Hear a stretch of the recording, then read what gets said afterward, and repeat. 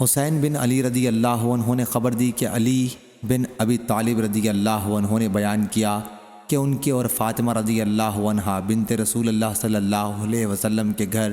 علی بن ابی طالب رضی اللہ عنہ نے بیان کیا کہ ان کے اور فاطمہ رضی اللہ عنہا بنت رسول اللہ صلی اللہ علیہ وسلم کے گھر ایک رات حضرت صلی اللہ علیہ وسلم تشریف لائے اور فرمایا، کیا تم لوگ تہجد کی نماز نہیں پڑھتے؟ علی رضی اللہ عنہ نے بیان کیا کہ میں نے عرض کیا، یا رسول اللہ صلی اللہ علیہ وسلم، ہماری جانیں اللہ کے ہاتھ میں ہیں، پس جب وہ ہمیں اٹھانا چاہے تو ہم کو اٹھا دے گا۔ جو ہی میں نے حضرت صلی اللہ علیہ وسلم سے یہ کہا تو آپ پیٹھ موڑ کر واپس جانے لگے اور کوئی جواب نہیں دیا، لیکن واپس جاتے ہوئے آپ صلی اللہ علیہ وسلم اپنی ران پر ہاتھ مار رہے تھے اور کہہ رہے تھے کہ اور انسان بڑا ہی جھگڑالو ہے،